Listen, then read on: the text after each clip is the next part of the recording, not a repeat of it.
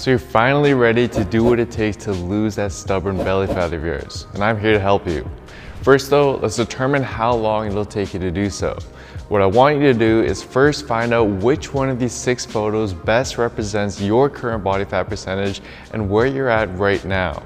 Now, in order to successfully strip off that stubborn belly fat, you're going to have to get down to ideally around 10% body fat or so. And by using what we know is the optimal rate of fat loss to shoot for, we can get a rough estimate shown here of how long this process will take you to do based on where you're at right now, and assuming that you stay consistent with the right approach week after week. Now, for a lot of you, this may come as a surprise and is likely a lot longer than what you expected, because most of us, and myself included, obviously want to lose that stubborn belly fat as soon as possible. But what most people are unaware of is that there's actually a physiological catch with belly fat that explains why it's so hard to lose when compared to other areas, and explains why you may not be seeing any actual improvement in your belly fat despite your efforts. And this has to do with 2 main reasons, with the first and primary reason being that when compared to other areas of your body, stubborn areas like your belly fat actually consist of a greater amount of a certain type of fat cell that's very resistant to mobilization and a lot more difficult to burn off. And secondly, the subcutaneous fat covering your abdominal area also receives significantly less blood flow than other parts of your body do. And this makes things more difficult because the less blood flow an area of your body receives, the more difficult it becomes to mobilize and burn off the fat from that area. And these 2 reasons are why your belly fat is so difficult to lose, and it's why certain areas of your body like your face, your chest, and your arms are going to tone up quickly, while more stubborn areas like your belly fat just seems to remain unchanged. The good news, however, is that losing your belly fat is not impossible. It's just that most people screw up the process before fat loss can even reach that region. But today I'll clear it all up for you with a 3-step protocol that you can use to both lose that stubborn belly fat for good and potentially speed up the process at which you lose fat from that region. Now, the first step is something that most of you are probably familiar with, but it's hands down going to be the most important step. Because in order to lose fat from anywhere, you need to be in a calorie deficit, and your belly fat is no different, as it's governed by the same principle, and there's no break in the law of physics here. So to start out, you need to be eating at a calorie deficit and combining this with regular weightlifting for the best results. And to help you out with this, I've compiled basically a starter kit of my past videos in the description box down below of how to set up your calorie deficit, as well as links to my free workouts that you can get started with and use right away. Now, although this is what's going to set up the foundation to enable you to burn off fat in the first place, your belly fat in particular is where things get a little trickier and is where the next 2 steps become crucial. So the next step has to do with actually mobilizing your belly fat such that you can start losing fat from that area. But the only way to do this, and is where most people fail with the process, is by adhering to step 1, a calorie deficit, for long enough until fat loss starts to finally come off from your belly.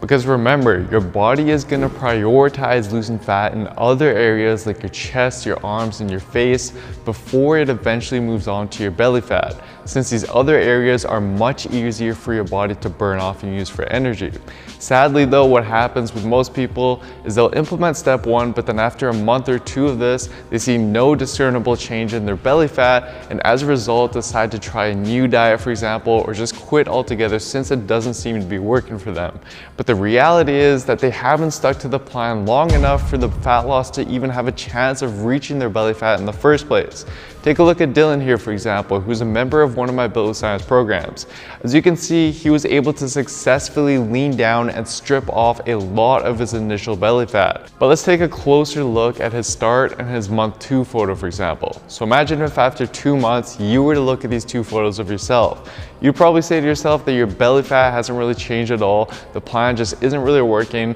and you'd likely quit altogether as a result. But what you have to realize is that although there may not have been much change in Dylan's belly fat, if you look closely at other regions like his chest, his arms, and his face, you can clearly see fat loss occurring in those areas. And by Dylan refusing to quit and instead sticking to his plan just a little bit longer, he was finally able to see more and more of the fat loss occurring from his belly. But had he quit 2 months in, based on what he saw, he would have never given his body the opportunity to eventually mobilize more and more of the stubborn stubborn belly fat from his belly and drastically transform his physique as a result. Meaning that you need to ride out the calorie deficit for long enough such that your body has stripped off enough fat from other areas and now needs to rely more on burning off your belly fat for fuel. And in fact, what's really interesting is that multiple papers have indicated that there seems to be an inverse relationship between your body fat percentage and your abdominal blood flow. And as a result of this, leaner individuals actually exhibit significantly greater blood flow to their belly fat than less lean individuals do. Simply meaning that as you gradually strip off more and more fat from other areas of your body and get leaner,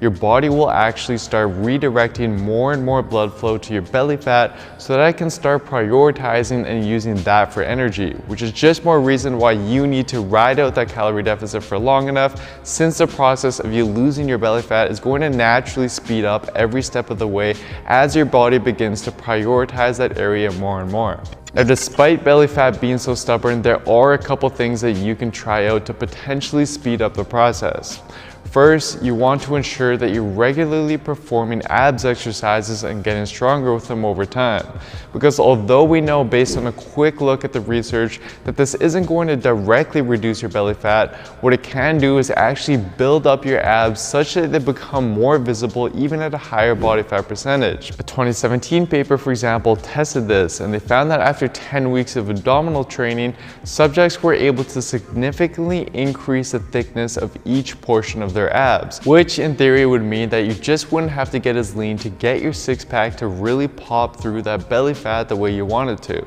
So what I'd recommend is to simply incorporate various weighted abs exercises into your weekly routine and overload them with weight over time just like you would any other muscle in order to grow them. And I do have a video on this which I'm just going to link down below. In addition to this though, a recent 2017 paper has suggested that you can even take this a step further and potentially spot reduce fat from your belly. The theory was that since we know that fat mobilization is decreased when there's poor blood flow to that region, what you can do is exercise the muscles surrounding that specific region to first increase the blood flow there, and then follow this up with low intensity cardio, which predominantly uses fat for fuel to then burn off the fat that's been mobilized from that area. So they put this theory to test by having two groups perform either an upper body workout or a lower body workout, followed by 30 minutes of low intensity cycling for 3 days per week for 12 weeks. What they found is that although both groups ended up losing the same amount of total fat, the upper body group lost significantly more upper body fat,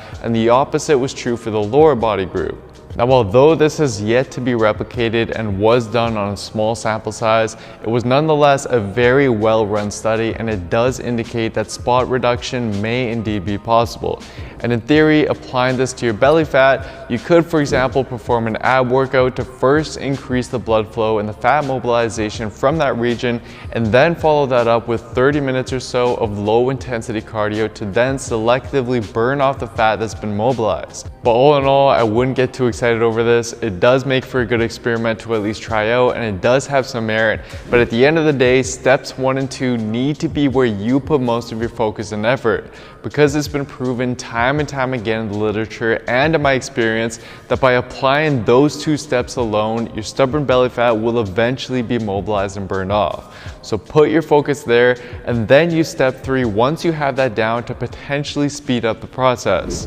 And for a step-by-step program that puts this all together for you such that you know exactly how to train and what to eat week after week to lean down and strip off fat as quickly as possible, just like Dylan and several other members have done with their Built with Science programs, then simply head on over to builtwithscience.com and take the analysis quiz to discover what program is best for you and your specific situation.